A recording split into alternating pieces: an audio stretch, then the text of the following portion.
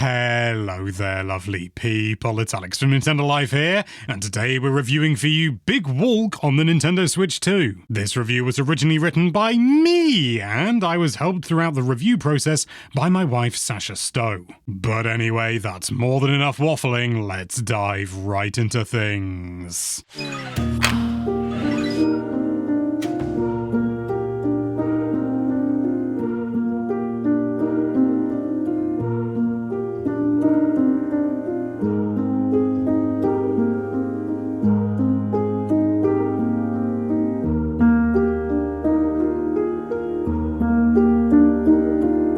If you're familiar with House House's previous title, Untitled Goose Game, you'll know that the whole game hinges on surprises and quiet charm. Big Walk is entirely different in its structure, but those key principles are made even more pertinent, so I'm going to do my best to skirt around specific details and revealing too much. It's a game best experienced as blindly as possible with at least one person close to you. So I played through the whole thing with my wife, Sasha. We booted it up in separate parts of the house, and dived into what would end up being our own little world for the 1 or maybe 2 hours at a time that our 4-month-old daughter would remain napping. Oh, little bean, what do you want? Being in separate rooms is paramount as well. It's no problem if you're playing online, of course, but the game makes it very clear from the initial boot that communication must remain strictly within the confines of Big Walk's own voice chat. No Discord, no yelling instructions down the stairs even if it wouldn't wake the baby, no sly little text messages, nothing. Because Big Walk is based on 2 pillars, the first of which is communication. Stray a few meters too far from any of the up to 11 other players, and their chatter will become little more than a distant whisper. In fact, you'll often find yourself in situations where you won't be able to hear the other players at all, and instead must rely on other, less audible solutions, primarily the game's simple but surprisingly robust signing system. You can point, raise, and stretch each arm outwards independently, assuming of course your hands aren't full, carrying something of course. This is pretty versatile once you establish some basic rules with your chum or chums, but it can also be augmented with sitting, jumping, spinning, shaking your head,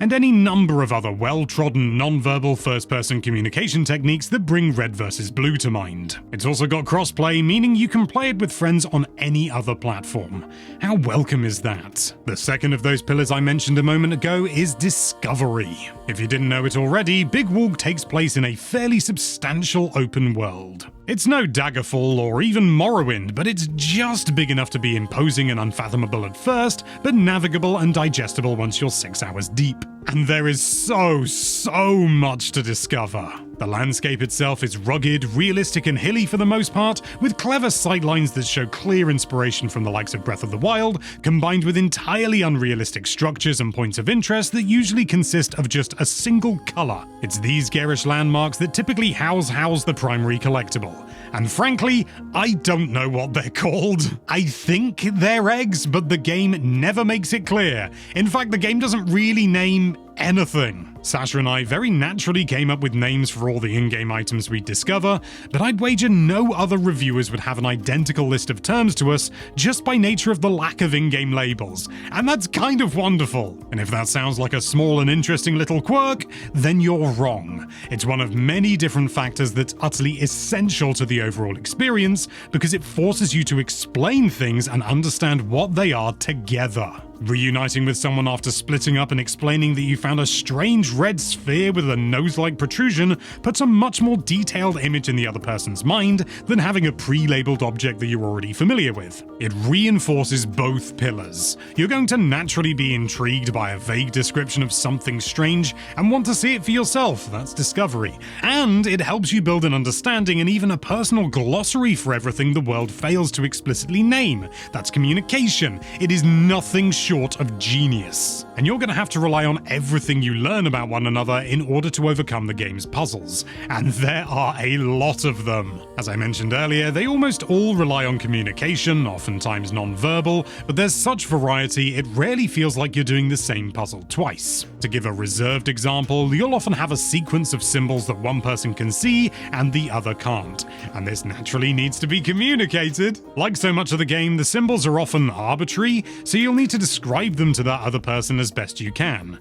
This sort of puzzle comes up up a few times, but it's always with a twist. Perhaps you have a one-way window in an intercom, or nothing more than a light bulb with which to work things out. It's intoxicatingly good, and there's little more thrilling than hitting the button to check if you submitted the correct solution, seeing the confetti rain down confirming such, and waving your arms maniacally and silently to your partner through soundproofed glass. Whatever you're doing though, you'll need to be conscious of the time of day. Nighttime comes around quickly, and unless you have a torch or a nearby light-up buoy to rely on, you're essentially blind. This makes moving through the world at night surprisingly dangerous, as although there are no typical threats in the game, the threat of losing one another is very great indeed. There are plenty of ways to help resolve this problem, be it flares, walkie-talkies, or just agreeing to convene at a set location if you get separated, but the feeling of being cut off from your in-game partner suddenly, and with no easy way to tell where they are, it taps into a very primal and instinctive fear,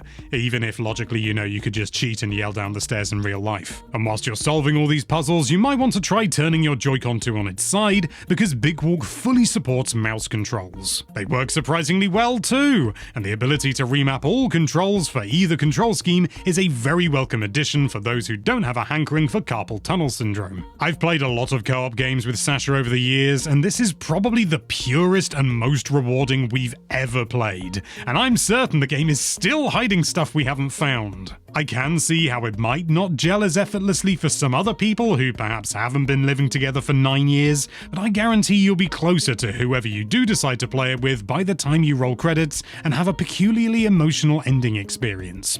Which needn't even be the end if you don't want it to be. House has a tremendous aptitude for design.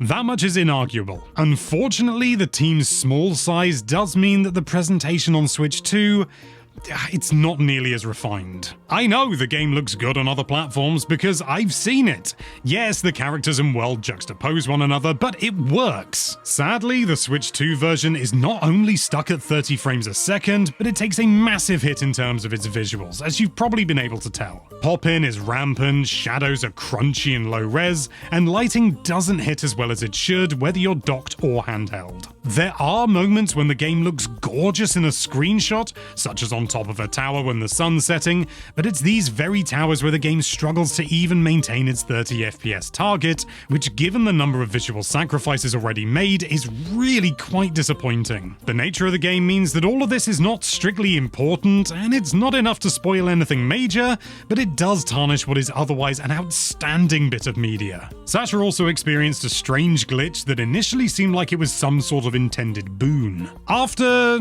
something happened, she was suddenly able to see regardless of the time of day or lighting conditions. At very first glance, we thought it was intentional, but after a little examination, we realized that all the lighting had been disabled for some reason. She was very disappointed when she reloaded the game and could no longer see in the dark. There was an update during the review period that improved things to a degree, and I'm hoping more in the future will help the more glaring woes. That being said, if you have another platform on which you could play it, you might want to consider that. Crossplay means you won't have to align your system with anyone else though, so that definitely helps matters. What helps even more, and what the Switch 2's weaker hardware can't impair, is the superb sound design. Everything from the subtle bonk of you landing after a great fall, to the almost playful yet maybe slightly eerie reverberating tones that play once you insert an egg into a slot, the bizarre music you can find playing out in the open, it's all effortlessly wonderful. Big Walk is a game that is nothing short of outstanding in its design.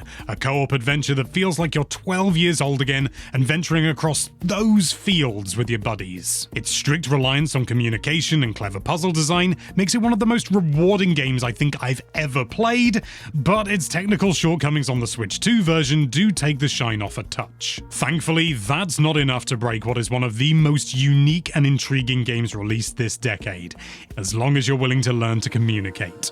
Big Walk, you're getting an 8 out of 10 from us.